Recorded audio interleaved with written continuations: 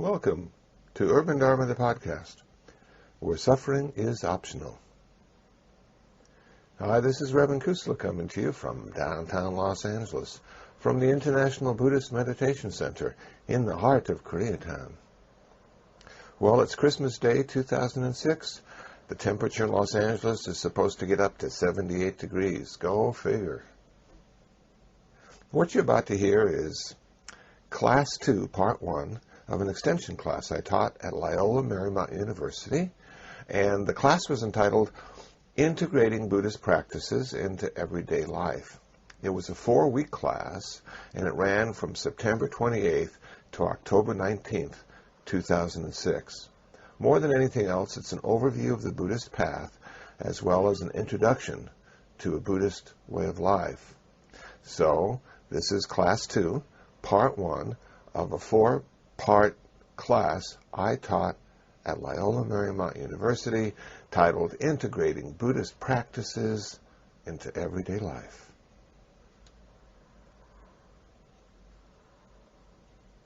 So any questions from last week? I mean, did it all sort of sink in? Did everybody get their parking sticker? Okay. I got mine. I'm parked in the slash marks. Okay, well, I thought what we could do is just sort of go over a little bit about what we talked about last week and then go into the next part, being peaceful and being happy.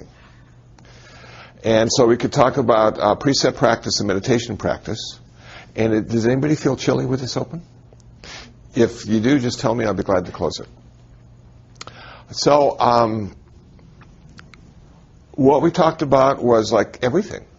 So there was this guy, and he became called the Buddha. The word Buddha means one who is awake. His birth name was Siddhartha Gautama. His father was a king, his mother was a queen. Married at 16. Saw the 4 signs at 19. Old person, sick person, dead person, holy person. At 29, he left his family.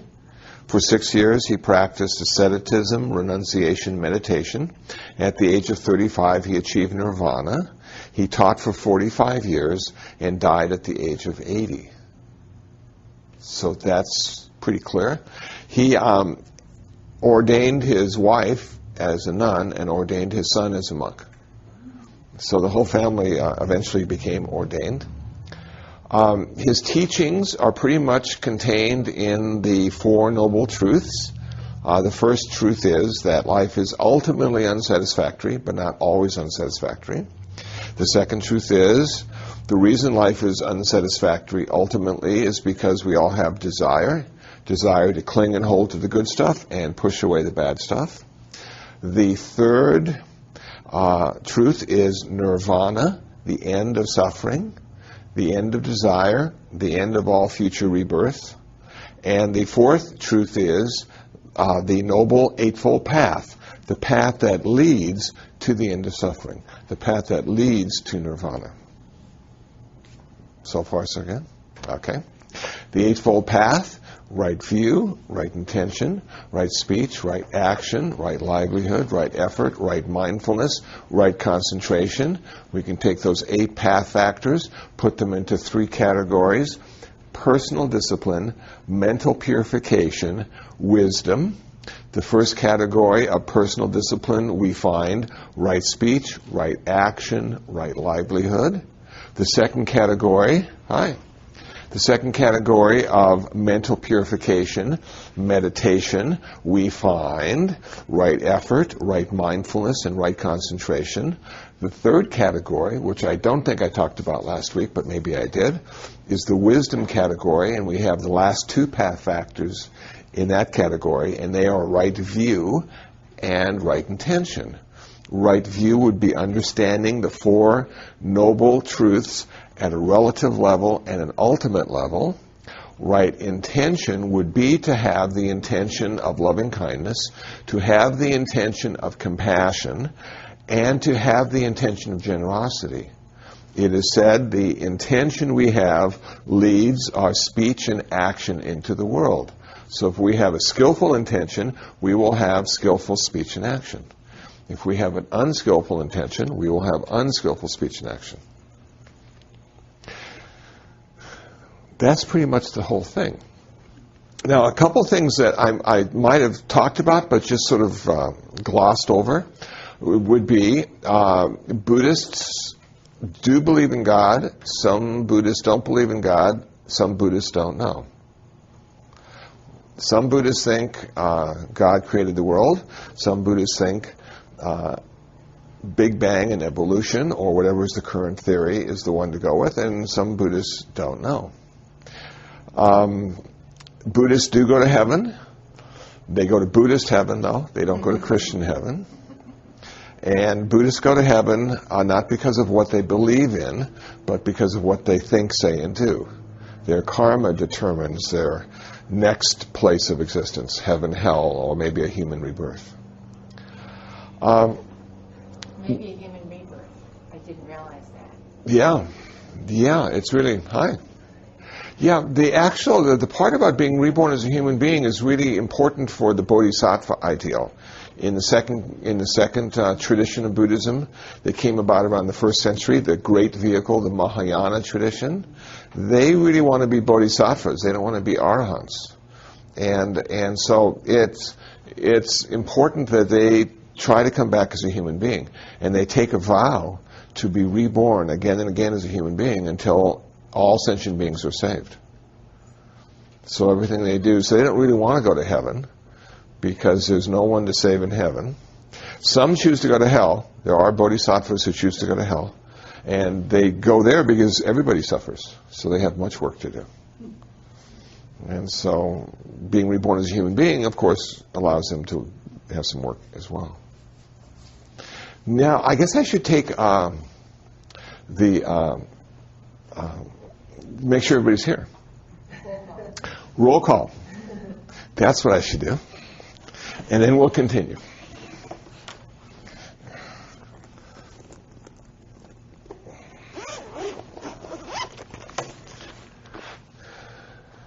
Okay. Roll call.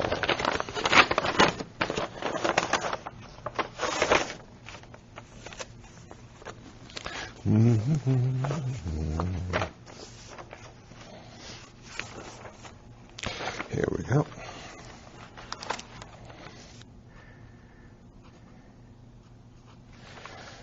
Good. I think another interesting aspect of Buddhism is that we don't have justice in Buddhism. And everybody really likes the idea of justice. But we have karma instead. So we have no divine lawgiver to determine for us what is right and wrong. Instead, we have karma and more suffering or less suffering. And I tell you, if you start to look at it in that way, it takes just a burden off your shoulders. Because everybody will get their comeuppance eventually. Karma is like this law. And so you don't really need to be so fixated on justice and penalties, and you just need to go on to the next thing, But because we are pretty much Christian, Jewish, or Muslim, and the law and justice does play a big part. And one of my articles, or one of the articles on the website Urban Dharma, is about that. So if you're interested in this justice aspect, the difference between Christian justice and Buddhist karma, the similarities and changes, differences. Okay, and we were talking too about peace and being happy last week, and I gave a talk at a Church of Religion Science on being happy from a Buddhist perspective. And so I did some research, and I wanted to find out what it meant to be happy as a Buddhist. Was it the same thing as being happy as, like, a person from Milwaukee? Are they happy in the same way that a Buddhist would be happy? And as it turns out, probably not. But it came to me that there might be 3 ways to be happy. And the first happiness would come from the things we own or think we own. And so, being the good consumers that we are, we oftentimes will just collect a whole lot of stuff. And I know if I have some special stuff that I'm really attached to, it does make me feel happy. It makes me feel happy, and I want to show it to people and share it with people and say, look what I have. Isn't this wonderful? To see if they get happy for me having it and being happy.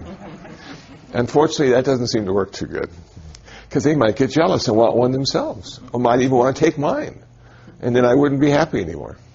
So we can be happy with the things that we have. But it's a temporary happiness, because there's always something new coming out that's similar and better. Or the thing that we're really happy with either gets lost, or it breaks, or it's stolen, or it just, loses its sort of attraction for us. So it's a temporary happiness. It's not a permanent happiness. And then there's the idea of being happy with who you are. And some of us are really sort of like what we're doing or where we're going and the goals we have and the way our life is turning out. And so this is sort of like happy with ourselves. Think of all the great things we've done and all the people we've helped. And this self, this ego, this image that I have of myself can give me great happiness. It can also give me great sadness, too, if I feel I've been unskillful, or haven't done as much as I could have done or should have done. And so it's hard to balance that with self. It's hard to be happy with self. Things change so quickly. When you have things, they change, it seems to me, at a slower pace. But self changes dramatically one moment to the next sometimes. So if you're happy with yourself in the afternoon, you may be dissatisfied with yourself in the evening, because you screwed up between the afternoon and the evening. Maybe you took the wrong off-ramp, and ended up in Tarzana, and you're thinking to yourself, what's wrong with me? And so that self-satisfaction is turned into self-dissatisfaction. But I still haven't found out what the Buddhists were happy about. What makes a Buddhist happy? And as it turns out, the best happiness a Buddhist could have would be doing something for others. Being of service to others, being generous to others. That allows the Buddhist to feel good. That allows the Buddhist to feel happy. That perhaps sense of selflessness that's required in true generosity. I had a high school student ask me one time, well, how do you practice generosity? And, what's the best way to do it? And I said, well, this is how I practice generosity. This is how I started. I would find these, machines, like the one right out there with the sodas, and I would put the money in, and I wouldn't take the change back. I just let the change fall and the change return and stay there, and I would walk away. And I wouldn't know who would pick it up or what they'd use it for. I was giving the change to the universe. And sort of... that was about the best I could do when I began. And then I got a little better, and then sometimes people in my neighborhood ask me for money. And there's a lot of people that need money in my neighborhood, and sometimes I'll give them money. But I don't give them money because they need it, and I don't care what they're going to do with it. That's not the point of me giving them money. The point of me giving them money is I am practicing generosity. And I am practicing generosity so I will have less greed. It's a very selfish way of giving initially. Then, as I became better at giving to people so I could be less greedy, I realized that in some ultimate way I was actually giving the money to myself. That we are connected. That person I was giving the money to, we were connected. So I wasn't really giving it to them, I was giving it to me in some ultimate way. And it didn't, again, matter what I did with it. If I bought drugs or alcohol or cheeseburgers, it had the same value. The point was that you needed to practice generosity. So sometimes just leaving money behind is enough to get you started. Now, I know some people give people money because they feel good about it. They feel that they're helping the person. But then there's oftentimes restrictions on the money that they give. They tell the person, don't buy drugs with this money. I'm giving you this money for this reason. But is that real generosity? Is that unconditional generosity? Or is that conditional generosity? In the same way we have unconditional love and conditional love. So in order for me to practice, I needed to find some change returns, and I just needed to leave the money behind. And then yes? Why do you need to practice generosity? Why do I need to practice generosity? Why should one practice generosity? Because we have greed. And generosity is one of the best ways to lessen our greed and eventually get rid of it. Now, it's set up in the early Buddhist tradition of Theravada, where the monks were dependent on the lay people for their food. They had to go into the villages and get the food. So the lay people needed to practice generosity so the monks could eat. And the monks were making themselves available for the practice of generosity, which I thought was sort of an interesting way of looking at it. This past Sunday, I was at a Buddhist temple in Pasadena, and the abbot of the temple was turning 80 years old, and this was his birthday party. And 100 or so lay people had cooked the best Sri Lankan food you have ever tasted or smelled. It was just wonderful. And monks were invited from all over the city, and all the monks were lined up at this giant table. And the lay people would go from monk to monk, plate to plate, making offerings of food. Well, when it first starts out, it's great because you're really hungry, and it smells really good. And now, the line continues, and you have little portions of food being put on your plate for like 20 or 30 minutes, and pretty soon your plate's like this big. And you say to yourself, I'm never going to be able to eat all this food. It's going to go to waste. Now, at this point, they're offering you food so they gain merit, so they can spend their merit in a future lifetime, or maybe even in this lifetime. Is it appropriate to say, no, I can't eat anything else because you don't want to waste the food? But then you're preventing them from getting merit and practicing generosity. So most of the monks just let them pile the food on their plate, and they ate as much as they could, and they just left the rest behind. But that way, the lay people could get merit and practice generosity. So the monks are a vehicle for that. And it's really an odd feeling for people to give you things. Initially, they might give you, like, if you give a talk, they might give you $1, and it's a great talk, here's $1. And you go, oh, thank you, thank you. And of course, the idea of the talk was not to get the $1, but they felt that they wanted to be generous. And so they give you $1. And are they giving you $1, or are they giving $1 because they're practicing generosity so they have less greed? And you're just the object of their generosity that day or that week. Does it increase with the amount of money they give you? Or? No. The merit increases with the intention in which you give. If you can give your money unconditionally to the person you're giving it to, you get more merit.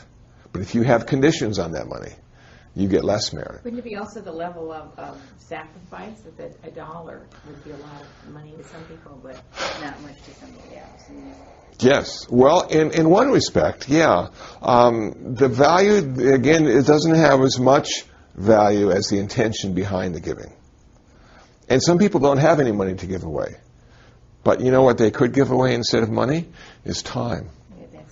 They could actually sit down and listen to you speak and pretend they're interested. That's a great way to practice generosity. Yes? That was actually my question, if generosity was only measured in money, since that's all you were talking about, but no. So time is... Yeah, time is part of it. Food, yeah, food is good, money is good. I mean, volunteers. Volunteers. That's time. Yeah. Yeah. Yeah, so in one respect, to really be happy, what we need to do is find some way to volunteer our time to people who could put it to good use. Has anybody been a volunteer here? Yeah? Okay, wow. And is there a certain sense of satisfaction? I'm sure there is. I've been a volunteer for years now myself. And no matter how much money they would have given you for that, it wouldn't be the same. There's something just about being there. What I like about volunteering, too, is you can leave. you know, Right, it's that. because they're not signing any paychecks. So. Don't you feel a sense of pressure that you're getting too involved in somebody else's life if you have to take everything that they want to offer you in order for them to get their merit when it's something that you don't particularly want or need? Then you're in their world too. Like, instead of just living your own life, now you're taking on someone else's. Yeah, that's exactly right. And familial. I mean, it's like a family unit. well, You have those dynamics. you have those dynamics, and the idea is eventually you don't have a life. Your life is determined by all those around you and how you interact with them. That's what happens eventually. You actually transcend your life. And I know most people don't want to do that because they sort of like their lives. And but you know, when I think of Mother Teresa, you know, in India, she didn't really have much of her own life. She seemed to live a life of service, and she was really good at that. The problem is, though, when you live a life of service like Mother Teresa, you never get a chance to take a vacation. You know, now I imagine maybe Mother Teresa would want to go to Hawaii and just sort of hang out on the beach. But you know what she would probably do is look for sunburn victims and be of assistance to them, you know. So at some point in your life, if you choose the path of the Bodhisattva, your life becomes a life of service. And Pema Chodron, I think that is a perfect example, that when she spoke to Bill Moyers on that program, you could tell that she had a life. She had been a mother and she'd been a wife and she'd, you know, worked and she'd done a lot of stuff. But now the life that she had was really in service to others in a very special way, which meant that she didn't have much of a life. But, you know, that comes with time, feeling comfortable with not having a life or letting your life be determined by those who need you. Now, the problem is sometimes that you can get too involved in the other person's life, and it's almost like psychic vampires. They just take all your good intentions and energy and leave you dry, sucked dry. And you can't even get out of bed. You're just so tired. I don't know if you've ever had that experience. So you sort of have to guard yourself if somebody really needs you too much. You know, there is this sort of thing, well, do you give them fish or do you teach them how to fish? You know, and there's this, so that initially, sometimes when people move into our center, they have a lot of needs. They're moving into our center because of some issues they're trying to deal with. And they think that a meditation center would be a great place because everybody is working on themselves and better than normal, you know. But if everybody at the meditation center is there because they're trying to get well, it can turn out to be like a psychiatric ward. And if you go to a lot of Buddhist centers in Asia, sometimes you just find some really unique people hanging out, helping out, trying to get better. So maybe a meditation center is not the best place to go to get well. But it sure can be a challenge to allow you to see how you're doing in comparison to others, allow you to see how it feels to be congratulated last and condemned first, just like a family, how it keeps you centered and balanced. If you live alone, sometimes you can pretend life is any way you want it to be and walk out into the world and feel like a victor. But if you live in a community, if you live in a family, you always have those sort of, you have those times when you are put in your place, for instance. If you're too high, they might bring you down. And if you're too low, they might build you up to get that nice medium place. So some people move into a meditation center for that reason. And it can be very difficult. So I better be careful when somebody is hanging around too much. Or if somebody comes up and just sort of stares in my eyes for a long time, wanting to see if I'm enlightened. And I'm just going, you know, it doesn't take long to realize that I'm not. But we have these ideas about people who are spiritual, who are religious, who are practicing. And sometimes those ideas get in the way of really understanding what it's all about. And for me, Buddhism has always been about finding that place inside of me that's peaceful, finding that place inside of me that's happy. And finding that place inside of me that's always been there, but it's covered up with lust, greed, hatred, and delusion. So my job is to get rid of all that stuff. And one of the ways to get rid of greed is to practice generosity. Yeah. So happiness is an inside job, as it turns out. Nothing out there will make us happy very long. Temporary happiness. And one of the best ways to be happy is to practice the 5 precepts. So I want to talk a little bit about that. And when I say practice the 5 precepts, you know, you don't have to be a Buddhist to practice the 5 precepts. You just need to be sort of a human being that's trying to be more skillful. And the first precept that you might want to practice, you might look at it as like a little class project.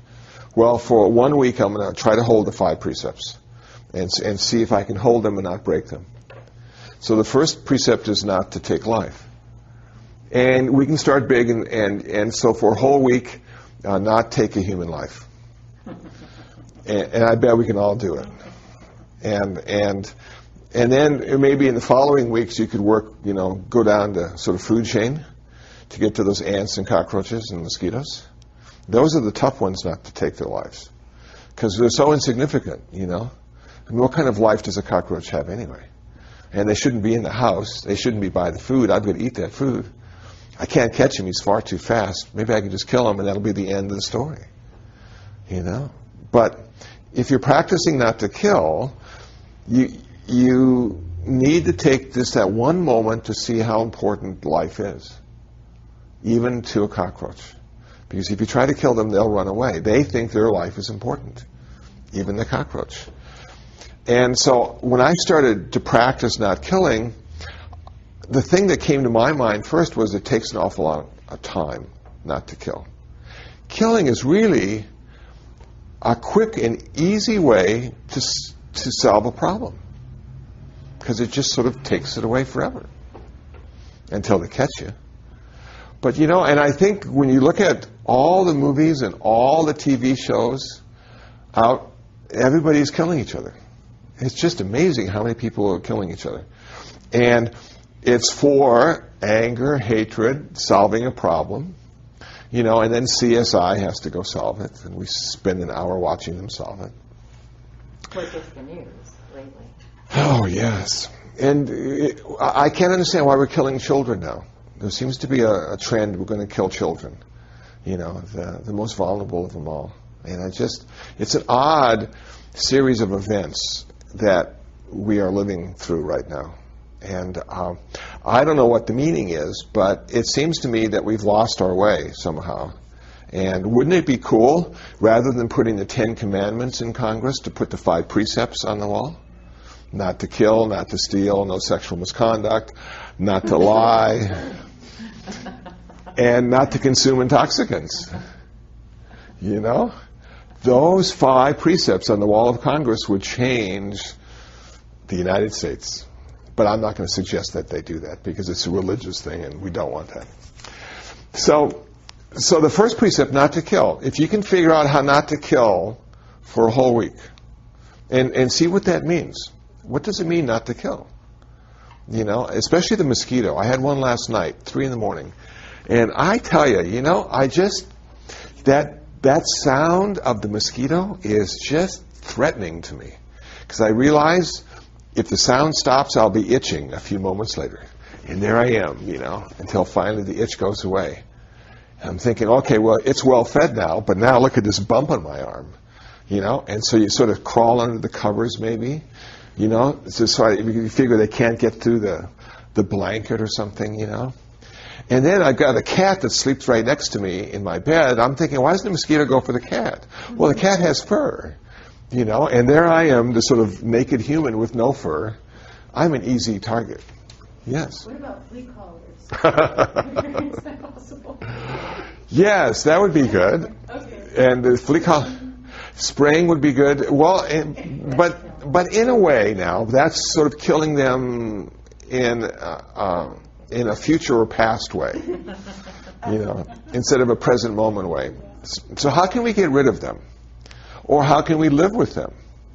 Can we make an offering of our blood to them? and say, okay, they just need this one meal and then they'll leave me alone. And can I offer it to them? And can you, in your mind, just instead of hating them and wanting to kill them, say, okay, take your meal and leave me alone.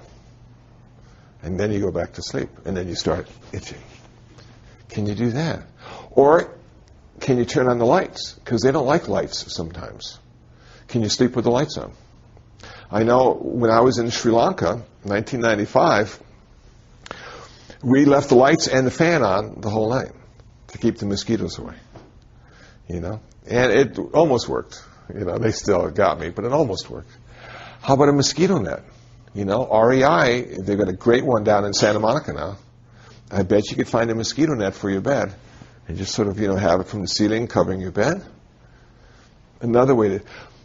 When you start to think, how can I not kill it but still be comfortable, our minds are just really fascinating. They come up with so many ideas. A lot of them just don't work at all, but the mind, that's its main job, is to find solutions to these issues in our life. So not killing can be a big deal if you have 1,000 ants. How do you get rid of 1,000 ants and not kill one? You know? Well, I don't think you can. You may have to kill a few. But if you have to kill them, you could think about their lives and their rebirth and realize you're not doing it because you hate the ants, but doing it because you need to have a clean kitchen. So the intention, again, is the biggest part of this. If you have to kill them, can you kill them without hating them? Stealing, can you not take stuff for a whole week?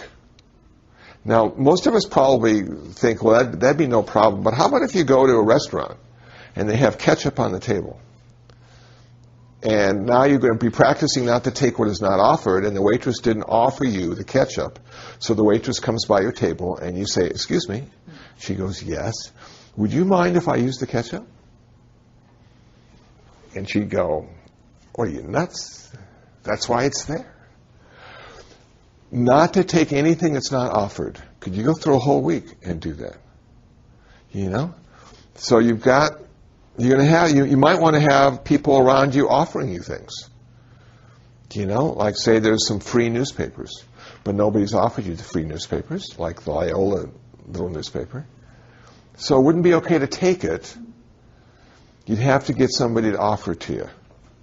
How would that change your life? It would slow down a lot, wouldn't it?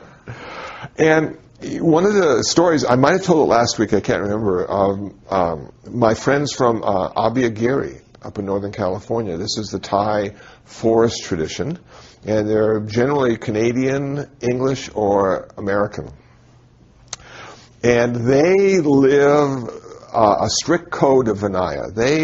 They live by the rule, and it's just amazing to see them eat, because they can't eat unless food is offered to them.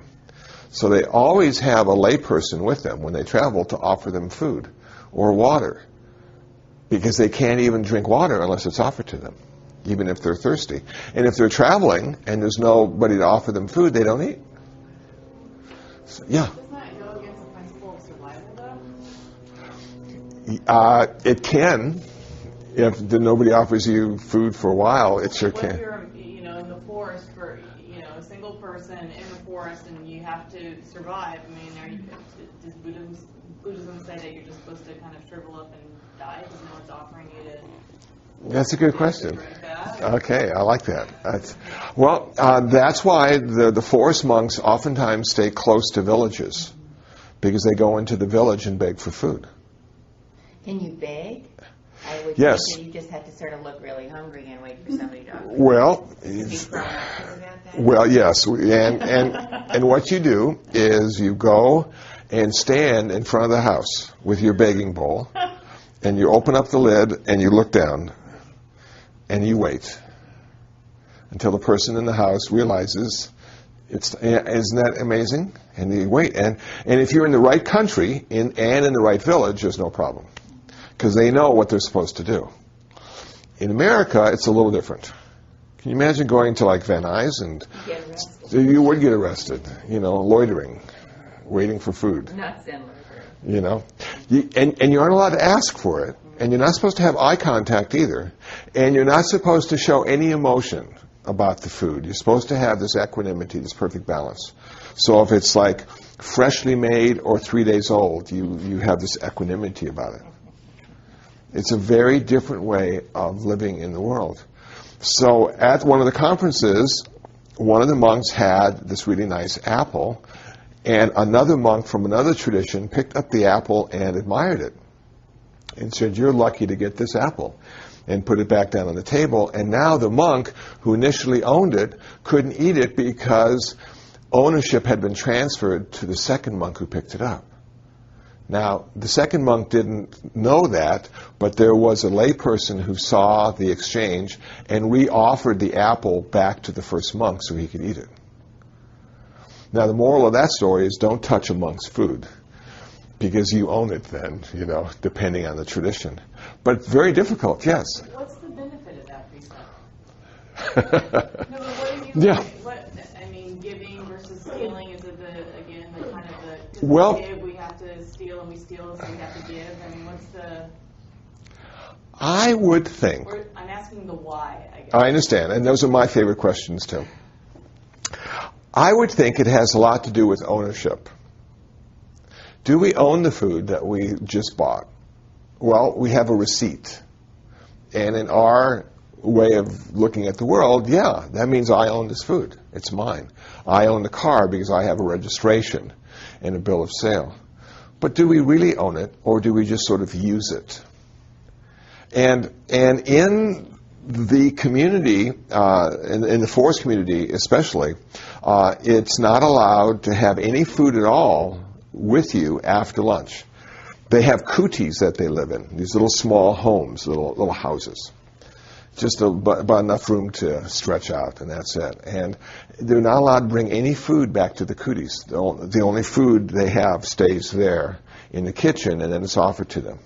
They can have snacks in the afternoon.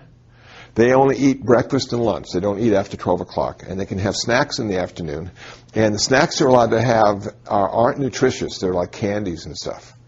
It'd be better to have power bars, but that's like real food. So they're practicing fasting, actually, by not eating after 12 o'clock. It's one of the dhutangas, one of the ascetic practices that the Buddha allowed to happen if you're a monk. And there's 13 dhutangas. There's 13 ascetic practices that monks can do, and one of them is not eating after 12 o'clock. When you start to look at your food, for instance, in that way, I think what you're doing is eventually you're going away from liking your food or really wanting to have nice food and looking at your food as simply the thing that keeps you alive so you can practice the Dharma. You're not attached to it, theoretically. Taking away the desire for it. Taking away the desire for it and looking at food as medicine. It's your medicine. It's what keeps you alive. And of course, that's not encouraged in our culture. We have restaurants, and we have high prices, and we have paintings on the wall, and sometimes people playing piano, and we eat in this wonderful setting, and we think, oh, this is life, Well, eating's very social in America. It's nothing to do with just keeping you alive. It doesn't seem to, no, and a lot of the stuff we're eating isn't very good for us anyway, It's keeping us alive, but not very well.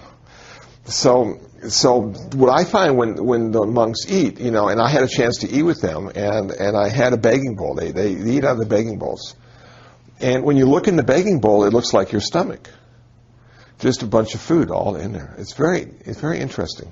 And all the tastes, all the smells are sort of like mixed in with all the other tastes and smells. And so it's hard to get those separate tastes, like that chocolate cake. I mentioned that. It's hard to get all those separate tastes out of that. So that sort of takes away your desire from having a really good meal too, doesn't it? So one of the ways of not stealing is, not to accept things that weren't offered. But if you didn't want to go that far, you could simply not, take the pencil on the table that was left behind. Or, you see $1 on the ground. Somebody left $1. I was at a gas station the other day getting gas, and there was $1 right there next to the pump. And I imagine somebody had reached in and pulled out and just fallen there. And I didn't take it. I was just going to leave it for somebody else who needed it more than I did. But it was interesting, And then on my motorcycle, I'm going down the 10 freeway, and there's like a lot of traffic. We're all going about 20 miles an hour. And right in the lane next to me is this $5 bill that's been folded over. It's just lying there. I don't know how it flew out of the car, but there it was. And I'm thinking, wow, I could stop right now and pick it up. And but I continued to go on because that wasn't my $5. And you look at that also as generosity? Yes. Leaving it behind for someone else, yeah. But not having any conditions on it, No matter who picks it up, they can do whatever they want with it. And to be generous, you don't have to have ownership. To be generous, you don't have to have ownership. You have to have intention. Yeah. Again, the intention thing really is important. Sexual misconduct. Some of you may remember this, and some of you probably won't, but Jimmy Carter used to be our president. And I had a chance to see him up in Westwood after he had written a book a couple years ago. He had a book signing, so I got it from my mother. And I had a chance to go up and get it signed by him. And I looked in his eyes, and they sparkled. They just sparkled. He really has a good inside. And people may look at him as not being much of a president, but what he's done after the presidency has made a difference in the world, I think. But he was doing a Playboy interview. And he said, I sometimes have lustful thoughts of other women. Never manifested physically, but sometimes thinking about them, not in a loving way. And I can remember when I was practicing and still practice the third precept, not to indulge in sexual misconduct. I'm thinking to myself, how am I doing? Do I love women or do I lust them? And so I challenged myself one night. I had a cassette of Jennifer Lopez and a rather provocative picture on the front. And I looked at Jennifer and I said, do I love you or lust you? Do I want to be kind to you? I said to myself. And kindness was not my first intention. So I saw that, avoiding sexual misconduct has a lot to do with the mind as well as the body. The body is the most obvious, and we have many, many precepts that are designed to keep us from getting involved with other human beings in a sexual way. Not because it's wrong, but because it complicates your life rather than simplifies your life. And the monastic lifestyle is one that leads you in the direction of simplicity, of non-attachment, of freedom. And you're not going to be, yes? Now, this sexual misconduct has nothing to do with abstinence, does it? No. It could, but certainly not necessarily. Yeah. And I find most people are abstinent, not necessarily by choice, but circumstance. And so it's not like, okay, I have sex every night, so for 1 week I'm not going to have sex. It's like, I want to investigate it. I want to see what happens. Am I in a committed relationship?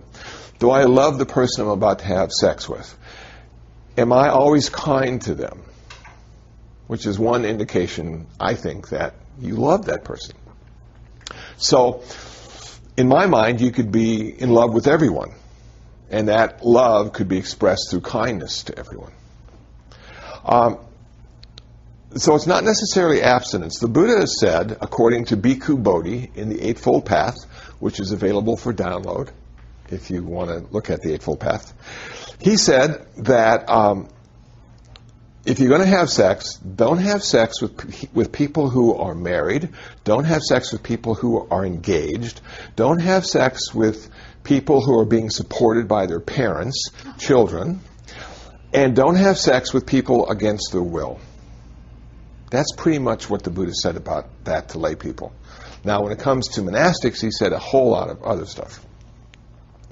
So could you, in an intimate relationship, abide by those four sort of ideals, Is the person you're in love with married and you still want to have sex with them? Well, that creates an awful lot of suffering in the world. You know, are they engaged? Somebody else. Married to somebody, exactly. So that would be maybe one way to start. You know, I mean, abstinence is sort of like, it seems over the top. But I have spoken to people who said, I'm going to be abstinent for a year, just to see what it's like. Just to see how that changes my relationships to other people. And if you go into a relationship with the thought of abstinence, then you're going into a relationship as a partner, as a friend, as a buddy, like a brother and a sister, aunt or uncle. It's a very interesting shift. That dynamic changes completely. And I found for myself, when I go into a relationship now, because I'm a monastic, they're generally speaking much more intimate than before when I was involved in sexual activity. There's a certain sharing and a safety that there's not this power struggle occurring, that it's simply two human beings coming together and sharing their likes and dislikes, their successes and failures. It's a wonderful thing. And then you leave, you know. In my case, I go back to the center. That person goes where they go. Yes? The recording talked about tantra or tantric practices. Yes. How does that work with this? It doesn't. And most of the like Tibetan monks that I've talked to wouldn't encourage Westerners to practice tantric Buddhism, because we're just not that skilled. You know, and I don't think it really works very well myself, because it's such a powerful desire and emotion. And to use that as your vehicle of enlightenment, you could be deluding yourself, thinking you're really making great progress, and you have 3 consorts, you know, around you, and I'm thinking, yeah. So most of the monks I've talked to don't even teach it. The people teaching that seem to be lay people, and it doesn't seem to lead to too much enlightenment. Now, that's my personal opinion. But it is found in some traditions. And it's a very advanced practice. And monks and nuns can't really involve themselves in it because they've chosen celibacy. So you'd have to be like a lama. Lamas aren't really celibate, or don't need to be celibate. They're like an advanced teacher in the Tibetan tradition. So they may decide. They're oftentimes married or have consorts, and then may practice it. But I'm old school, you know, and I'm just thinking it's just too powerful. It's like Pandora's box. You open that up and try to get enlightened, and it just seduces you and deludes you. So that's my perspective on that. But it is on that recording, and there is a part of Buddhism that applies to. So sexual misconduct could also just mean I'm going to be kind to people for a whole week, whether I love them or not. I'm going to be kind to everyone I come in contact with. I'm going to try to open my heart and not be angry or not be in a power struggle and not want to be in control, but just be kind. So that's another way to approach it. Question? You have a thoughtful look on your face. Okay. The third one, not telling lies. In monastic tradition, it's not lying about your spiritual attainments. That would be considered telling a lie for a monastic. But to tell a lie about something to another human being is really undermining their reality. Now you're sort of taking some of that support away from them, and you're saying, well, maybe it's true, maybe it's not true. And I tell you, they had a great 2-hour program last night on PBS about Jack Abramoff. Did you see that? Well, gosh, I tell you. But talk about manipulating reality, you know? And it's just amazing. Couldn't have written anything better. I mean, No, you couldn't. The twists and turns and the money and all that stuff and the intentions behind it. So The problem with lying is it undermines reality. And sometimes, rather than lying, it's better to take or choose noble silence. Maybe not say anything at all. You know? And I find that's, in my own case, probably a better way to go. I know sometimes at the center where I live, I might get into a debate or discussion with some of the residents and realize it won't come to any satisfactory conclusion. They're not going to change my mind. I'm not going to change their mind. And I have to just sort of let it go at that and walk away. And that's difficult sometimes, especially if you know you're right and they're wrong. But then, of course, the big picture is, how the heck do you know if you're right? But you know it deep down inside, and then you just sort of have to leave. Or rather than lying to them and say, yes, I agree with you, you're absolutely right, even if you don't believe it, even if you know that they're wrong. That's so difficult. But that's not being honest with yourself. It's not being honest with yourself, exactly, yeah. So can we lie to ourselves sometimes? I often do. Look in the mirror and say, my, look how it looks today. You know, maybe that's not a lie, maybe that's just a delusion. But yeah, you can't lie to yourself, and you can't lie to other people. And that can be difficult. So, lying to yourself, saying you did a good job and you just gave it half a shot? Lying to yourself, saying, gosh, you know, I really pulled this out and nobody picked up on it. Or lying to yourself and saying, well, this was the right thing to do when there were so many other viewpoints. And perhaps this wasn't the right thing to do. And perhaps if you had just a little more information, you would have known that to be the case. It gets pretty subtle.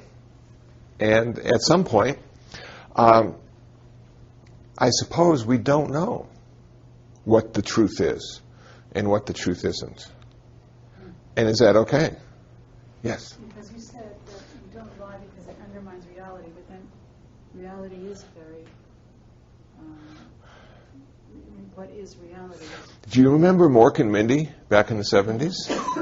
One of the best lines that came out of that TV show was Mork saying, reality, what a concept. Yeah. I love that line. And at that point, I just cracked up. When I heard that the first time, I just cracked up. I said, what a funny thing to say. Don't we all know what reality is? And that's where I was then, you know. And now as my reality keeps shifting, we have the internal reality, we have the external reality, we have the consensus that creates reality. You know, we'll all believe in this, and that will make it so. You know, sort of cultural literacy, if you will. But is that reality? Is that truth? Or is it? Doesn't Buddhism say that it's all concept? Reality is really just how you envision something that you are sensing. Yeah. And that it just... What Buddhism says about reality is there are two levels to reality. There's a relative reality and there's an ultimate reality. And the relative reality is the one we sort of live with every day. Our sense stores take in the information, our ego, our sense of self, creates the story. Sometimes we have other people helping us create reality, making it true or not true. But then there's this sort of ultimate reality in Buddhism. And the ultimate reality in Buddhism is that everything is sort of connected and interdependent, and none of that stuff has its own value or meaning. And so now you really sort of, when you start practicing meditation and understanding the Buddhist philosophy, you start to see that you really, to be a good Buddhist, you sort of need to have one foot in the ultimate and one foot in the relative. And neither one are you know, the only source of your truth. You know, there was a Buddhist who had great devotion in Kuan Yin Bodhisattva. Great devotion in Kuan Yin Bodhisattva. And at one point, he was on the freeway and running out of gas. and prayed to Kuan Yin Bodhisattva to fill his tank before he ran out of gas. And he ran out of gas. And so I'm thinking, okay, well, this is a perfect example of relative reality and ultimate reality. Sometimes the relative reality determines or dictates that we stop off at the gas station. That no matter how much devotion or faith we have in Kuan Yin Bodhisattva to fill our tank, it's not going to work. It just isn't going to work. There was a retreat at the Zen Center of Los Angeles, which is just about 7 blocks away from where I live. And it was a week-long retreat. And I still remember this so vividly. We were having a Buddhist Peace Fellowship meeting. And some of the people from the retreat came to the meeting. And then we decided to go out and get some food about halfway through the meeting to get some energy to continue the meeting. And so we went to a fast food restaurant in Koreatown. And none of those people who had come from that retreat could make a decision on what they wanted to eat. Because they were looking at how everything was so interconnected and interdependent, and they saw the cause and consequence of each of those entrees. And so it was a process that took forever to finally decide what they wanted to eat. And I'm thinking to myself, well, this is an issue. Going into retreat and then coming out and trying to grasp relative reality again and making a choice and making a decision and not having it be the end or the beginning of the world. It's just food, after all. That was the way I was looking at it. And I had already planned on what I was going to get. And yet I was watching all these, considerations. I was on a monastic retreat in Vajrapani, which is up in Northern California. It's a Tibetan retreat center. And they had a man and a woman, husband and wife, who had been in retreat for 3 years and not talked to each other or anybody for 3 years. And they'd just come out of retreat. And they were going to give a presentation to the assembled monks and nuns at this conference about what it's like to be on retreat for 3 years. And they'd been out for like 3 or 4 days. They had just gotten out. And so they come in and they moved really slow. And they just sort of took their places at the end of the room, and we all sat, and I had some questions I was getting ready to ask and stuff, and they started to talk, and they were just so thoughtful and so slow and so tranquil. And I'm thinking to myself, what kind of work are these people ever going to be able to do after that 3-year retreat? Well, as it turned out, they're going back into retreat. They're going to do retreats. But isn't that interesting? And I've noticed some beginning meditators, when they start to get really good at their meditation practice, that they start to see things in a more global way, if you will. They start to see the cause and consequence of everything they think, say, and do. And they're very sensitive to those issues. And sometimes you really just got to put the blinders on, go in, order your fries, and leave. Sometimes you just can't use that extra time to see how this relates to everything else in the world. And Ram Dass often talks about, one of my favorite teachers, by the way, often talks about the dance that he does, 1 foot in the relative, 1 foot in the ultimate. That the beginning meditator is still learning about the ultimate. But now when they start to get a handle on that and see how it relates to the relative, now they need to do the dance, because they realize they can't live in the ultimate in a relative world. This is a relative world we live in. We can't live in the ultimate. If we do, then people have to take care of us. We become dysfunctional. We have to make choices. There are things to do. And, somebody like Ronald Reagan, who got Alzheimer's. Well, what happens when you live only in the present moment and have no past and future? What happens when those things we take for granted just don't work anymore? It stops. It just stops. So this ideal of always like living in the ultimate in a state of bliss and happiness and peace doesn't work very well, because we do sometimes need to be a bit angry or aggressive When I'm on the freeway, I'm aggressively defensive because I'm on two wheels and I have no doors. And so I need to avoid being hit by the SUV that doesn't see me. I need to avoid the road hazard in the road. And if I am too peaceful and blissful, I'm not going to be able to handle it. So I've got to be, But I also realize that that's not me. That's just my response to the road hazard or the SUV. It doesn't have to be me. It's just what I train myself to do. So can we train ourselves to always love, but still raise our voice occasionally? Because that's what's necessary in that particular situation? Can we train ourselves to be kind, but seem to be unkind in certain situations because that's what's necessary, without any kind of investment on our part?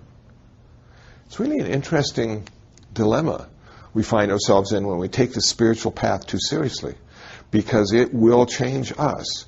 We will not be able to change it. And I always get a kick out of people who want to change their meditation practice because it's not working for them anymore. And they've been counting their breath now for like a year, and they want to go to the next level because now they got that down and nothing's happening. But something is happening, and rather than watching how they're changing, they want to change their meditation practice. But if you keep changing your meditation practice, you won't see how you're changing. So again, this is a very interesting journey we're going to go on. And I'm going to stop now so we can take a break. And then I want to come back and do some meditation, practice some meditation. We have the fifth precept. Okay, the fifth precept before we take our break. The fifth precept is not to consume intoxicants. And this is a tough one for a lot of people. And what's the problem with intoxicants? The problem with intoxicants, they steal our wisdom. And we end up doing stupid things and create so much more suffering for ourselves and others. Now, if you are drinking a 6-pack a week and want to practice this precept, it's acceptable to go down to 3 bottles a week instead of a 6-pack. You can also look at it, instead of, I'm not going to consume intoxicants, I'm not going to consume intoxicants to the point of intoxication. That's an acceptable place too. That allows you to get comfortable with the idea that those altered states of consciousness aren't necessarily beneficial. They may seem like fun, they may seem relaxing, but if you have a daily or weekly meditation practice or yoga practice, and you're spending all this time to gain this clarity and awareness, why would you want to dilute that or dissolve that into insanity? You know? Now, again, this is a big deal because there's a lot of things that make us high.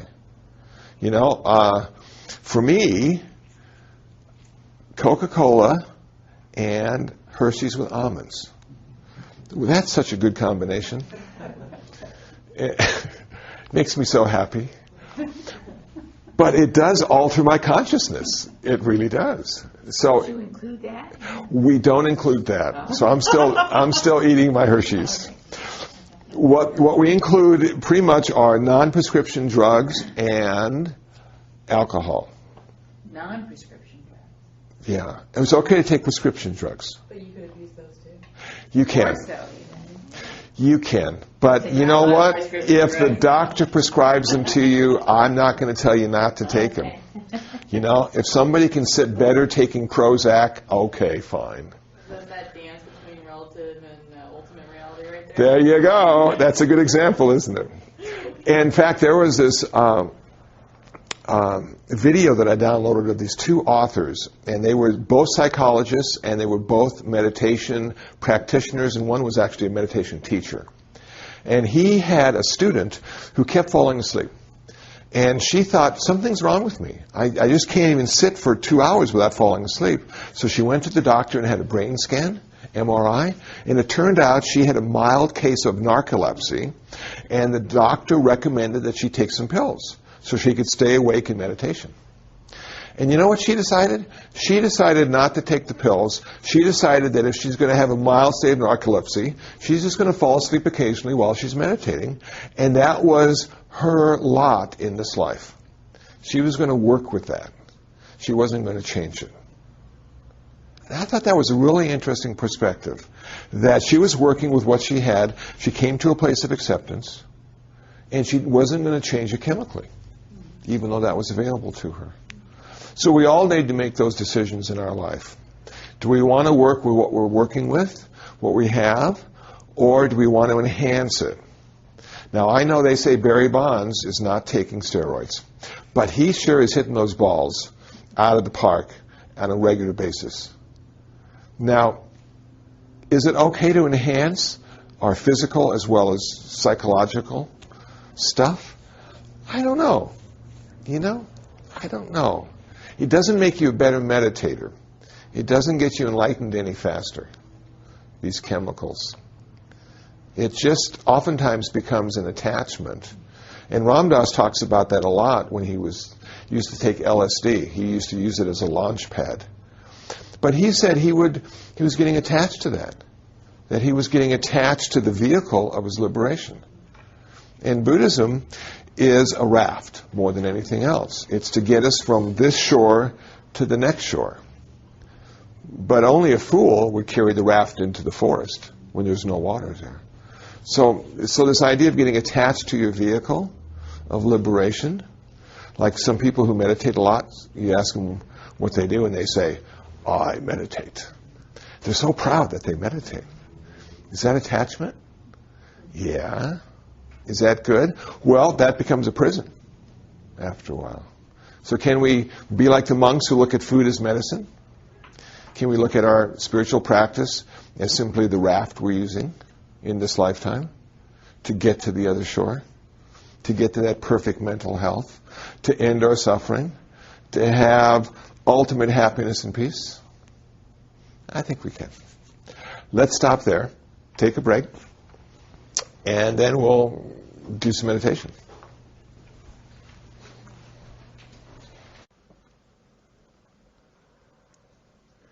Well, that's it.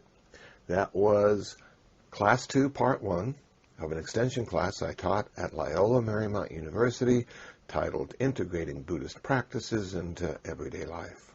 Hope you found it interesting. Hope you found it useful. Class 2, Part 2 will be posted soon. If you'd like to listen to more podcasts or interviews I've done with various folks, please visit dharmatalks.info. That's dharmatalks.info. If you'd like to download some free Buddhist ebooks in PDF and a 2007 Buddhist calendar, please visit buddhabooks.info. That's buddhabooks.info. I'm teaching another extension class at Loyola Marymount University starting January 11th, 2007. It'll be held on Thursdays from 7:30 to 9:30. If you live in the Los Angeles area and might be interested in taking this class, taking the journey with me, please visit urbandharma.org and scroll to the bottom of the page for more information. Well, that's it. Hope you found the podcast interesting. Next podcast will be posted soon. So until next time, until the next podcast, be happy, be peaceful, and most of all, be free from suffering.